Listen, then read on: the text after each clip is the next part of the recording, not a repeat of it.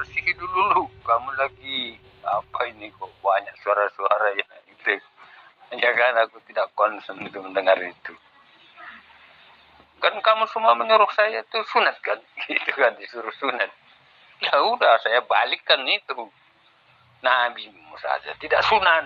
Nah, mana buktinya Nabi semua sunat? Nah, gitu kan. Feedback itu, counter itu kan gitu. Saya tidak mengada-ngada. Iya. Saya ikut arus.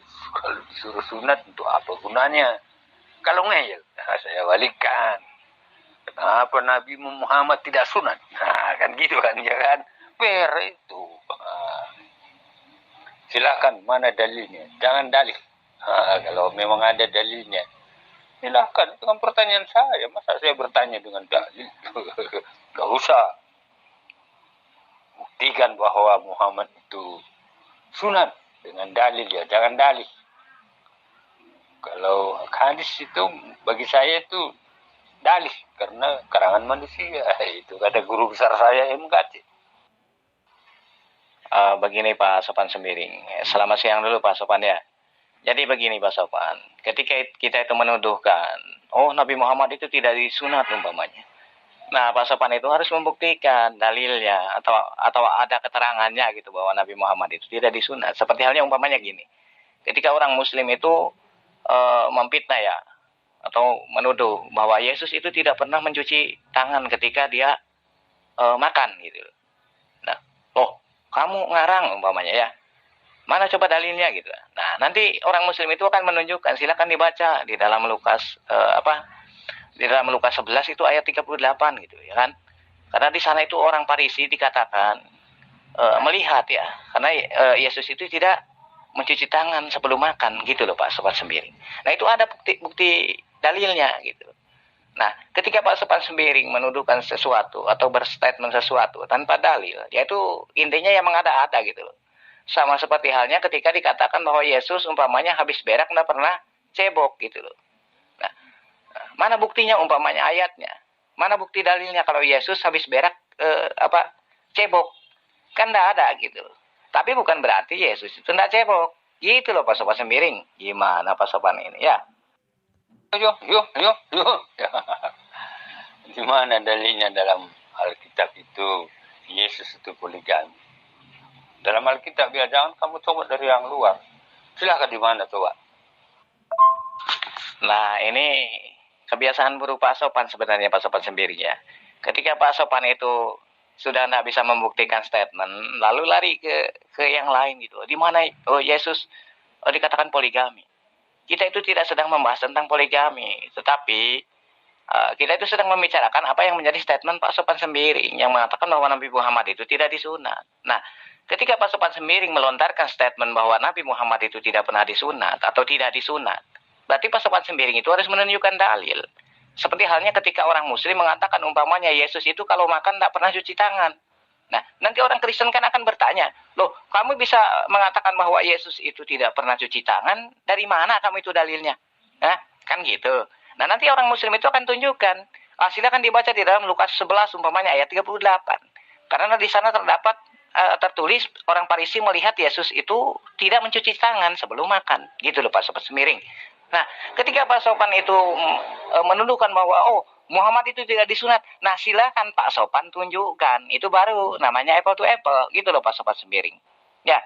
Nah, sama ketika halnya kita bisa saja menuduhkan seperti ini. Yesus kalau habis berak, dia makan beraknya. Nah, gitu loh. Dia tidak pernah cebok, umpamanya. Nah, umpamanya orang Kristen itu, wah, masa iya sih? Nah, coba tunjukkan dalilnya, umpamanya gitu kan. Ada enggak Yesus di dalam Alkitab dikatakan bahwa ketika dia sudah berak itu cebok? Kan enggak ada gitu. Tetapi bukan berarti Yesus itu enggak pernah cebok. Nah, gitu loh Pak Sopan Sembiring. Kenapa harus lari-lari kemana-mana? Kalau masalah poligami, Yesus tentang poligami, boro-boro Yesus itu poligami. Ya, dia saja mati saja itu terkutuk. Itu kan kata Paulus. Pas sama Sembiring gimana ini? Jadi jangan loncat-loncat ya. Potong. Pelintat. Kamu tadi setiap ngomong itu Islam itu pakai dalil. Ini kan pelintat. Pelintat. Gitu aja jawabnya untuk kamu. Pelintat-pelintur. Itu jawabnya untuk kamu. Loh, kok peluntat-pelintut Pak Sopan? Nggak ada yang peluntat-pelintut. Sebenarnya itu hanya sebuah ocehan yang apa ya, yang tidak inilah ya, tidak relevan saja gitu loh Pak Sopan. Karena bisa saja orang Muslim sendiri bisa berstatement seperti ini. Yesus Kristus habis berak itu tidak pernah cebok. Nah, nanti kalau orang Kristen itu, wah kata siapa kan gitu. Nah, nanti orang Muslim akan bisa bertanya seperti ini. Coba kamu tunjukkan di dalam Bible kamu kalau Yesus itu habis berak dia cebok. Nah, coba dicari gitu. Nah, itu seperti halnya seperti Pak Sopan itu. Tetapi tidak tertulisnya Yesus ketika berak itu cebok. Bukan berarti Yesus itu tidak pernah cebok. Nah, gitu loh. Nah, sama seperti halnya Rasulullah Muhammad gitu. Karena jelas perintah sunat itu ada. Nah, jadi untuk apa lagi gitu mencari-cari hal-hal yang sudah ada. Seperti itu gitu loh. Ketika dia memerintahkan, berarti dia pun demikian. Itulah yang namanya sunnah Nabi. Itu Pak Sopan. Jadi tidak ada yang peluntat-pelintut. Itu. Nah, seharusnya Pak Sopan itu kan menurut saya juga membuktikan. Ketika Pak Sopan Sembiring menuduhkan bahwa Nabi Muhammad itu tidak bersunat, maka buktikan seperti orang Muslim ketika mengatakan Yesus kalau makan tidak cuci tangan. Nah, kami akan tunjukkan sesuai dengan fakta Alkitab, yaitu tertulis di dalam Lukas 11 ayat 38 bahwa Yesus itu tidak mencuci tangan sebelum makan. Itu kan ada, jadi faktanya itu real. Gitu loh, jadi bukan omong kosong. Itulah nanti kualitas kita itu akan terbukti Pak Sopan. Bukan omong kosong dan garing gitu loh. Oh, modelnya begitu ya kan. Gini. Umat Islam itu ada kemiripannya dengan apa itu? Dengan iblis. Ya kan. Umat Islam itu kan keberatan orang Kristen menyembah Yesus. Kan? Ingat itu. Iblis juga keberatan menyembah Yesus. Jadi ada kesamaan antara Muslim dengan iblis. Ya kan? Ya, ada kesamaannya. Kan bisa begitu juga kan? Ya, ini ada sambal dari Manado. Nah, inilah Pak Sopan Sembiring itu gitu ya. Jadi ketika satu titik itu tidak diketemukan dalilnya dan itu hanya sebuah omong kosong Pak Sopan Sembiring, maka akan lari ke masalah lain gitu. Ya kan? Jadi gini Pak Sopan, kata saya juga kan gitu. Jadi harus menunjukkan sesuai fakta. Ketika Pak Sopan berstatement, maka itu harus disertakan dalil. Katanya Pak Sopan ini kan ilmiah ya, bisa mengalahkan Zulkifli Abbas katanya, gitu loh. Tapi kok nggak ada gitu loh. Itu hanya sebuah bualan-bualan saja. Tidak seperti orang Muslim ketika mereka berstatement, pasti mereka akan menyodorkan ayat-ayat Alkitab gitu ya. Nah, sekarang Pak Sopan membicarakan tentang kemiripan ya Muslim dengan iblis. Bukan Pak Sopan. Bahkan di dalam Alkitab sendiri Pak Sopan itu bisa simakan kata saya juga di dalam Matius 28 ayat 8 di sana itu bahkan iblis itu kan diberikan kemuliaan dan kuasa, segala kuasa dan kemuliaan itu iblis diberi itu gitu loh. Ya. Nah, itu apa bedanya dengan Yesus gitu loh. Di dalam Lukas 4 ayat 6 gitu loh. Karena Yesus sendiri mengaku kalau dia itu diberi kuasa. Nah, sementara iblis pun sama diberi kuasa dan kemuliaan gitu loh. Ya kan? Nah, apa bedanya iblis dengan Yesus gitu loh. Kalau merujuk kepada Alkitab Pak Sopan Sembiring sendiri. Kan begitu Pak Sopan. Nah, iya kan? Nah, dan juga anehnya itu, siapa sebenarnya pemberi kuasa dari kedua sosok ini? Sosok iblis dan juga sosok Yesus. Gitu. Karena kedua makhluk ini itu sama-sama diberi kuasa. Gitu kan? Iblis diberikan kuasa dan kemuliaan, gitu kan aneh sekali. Yang namanya iblis memang seharusnya tidak mulia kan? Karena dia akan menjerumuskan seseorang kepada jalan kesalahan. Kan seharusnya seperti itu. Tetapi kenapa Tuhan atau ini ada si pemberi kuasa ini itu menyamakan gitu antara iblis dengan Yesus gitu Pak Sopan. Itu kan fakta ya. Nah, coba Pak Sopan tunjukkan dalilnya ketika mau berstatement. Coba seperti orang Muslim ketika berstatement Pak Sopan. Silakan. Ya, itulah saya. Sehingga rajamu pun terpelanting. Itulah saya. Itu kan. Itulah saya. Nah, itu baru kamu tahu. Itulah saya. Rajamu itu pun terpelanting. Itu. nggak berani tampil lah gitu. Yo, mana nih abang saya Zulkifli? Gitu. Halo, Bang Zulkifli. Kenapa nggak lama tidak bersuh? Bang Zulkifli, lama tidak bersuh. Ya, kalau Pak Sopan itu berhalusinasi ya memang wajar ya. Mungkin di hari-hari tua itu Pak Sopan itu ya seperti itu. Tapi Pak Sopan Sembiring ketika mengatakan bahwa Zulkifli M. Abbas terpelanting. Nah, terpelanting di mananya? Kita sendiri kan bisa menyimak dari segi kualitas pembicaraan Pak Sopan Sembiring sendiri itu ya semuanya tidak ada yang ilmiah. Semuanya tidak ada yang alkitabiah gitu atau biblosia. Kan gitu. Seharusnya di mana-mana berstatement mengatakan orang lain terpelanting, maka ya harus terbukti lah. Sekarang seperti halnya tadi Pak Sopan Sembiring menuduhkan orang muslim katanya ada kemiripan dengan iblis. Nah, sementara orang muslim itu atau saya sendiri itu bisa membuktikan kalau Yesus dengan iblis itu ada kemiripan, Pak Sopan Sembiring. Itu sudah jelas ya. Di dalam Bible Pak Sopan Sembiring sendiri sudah saya katakan di dalam Matius 28 ayat 8 dikatakan kan iblis itu diberikan kuasa dan kemuliaan. Nah, itu ya kan. Nah, sama seperti halnya Lukas 4 ayat 6. Yesus juga mengaku bahwa dia itu diberi segala kuasa gitu. Nah, kedua makhluk ini itu sama-sama gitu. Nah, lalu apa bedanya? Di dalam Bible Pak Sopan Sembiring sendiri dikatakan bahwa Yesus dengan iblis itu ada kemiripan. Ya, seharusnya Pak Sopan itu bisa merujuk seperti itu. Ketika mau berstatement bahwa Muslim itu ada kemiripan dengan iblis, nah buktikan dengan dalil dan fakta. Seperti itu Pak Sopan Sembiring, itu baru apple to apple. Nah, jika seperti itu saja, hanya omong kosong saja, ya sebenarnya Pak Sopan Sembiring yang terpelanting gitu Pak Sopan. Yuk.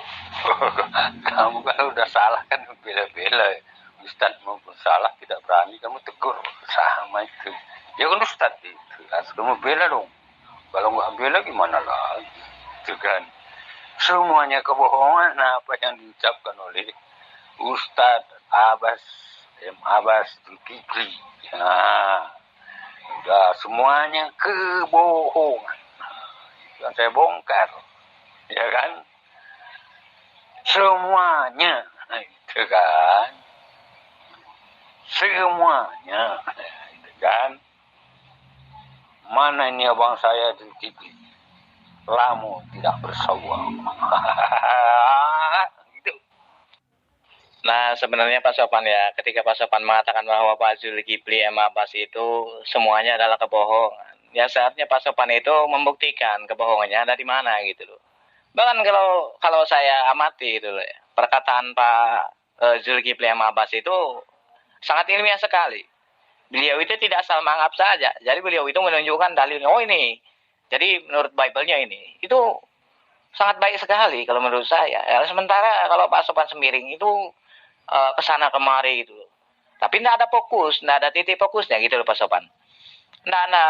Pembicaranya itu tidak terarah. Sehingga terkesan hanya berasumsi liar gitu Pak Sopan. Jadi seharusnya Pak Sopan ketika terjun di dunia perdebatan itu ya fokus kan gitu. Ketika Pak Sopan mau membela ya dibela gitu loh. Bukan dari A loncat ke B, dari B loncat ke C.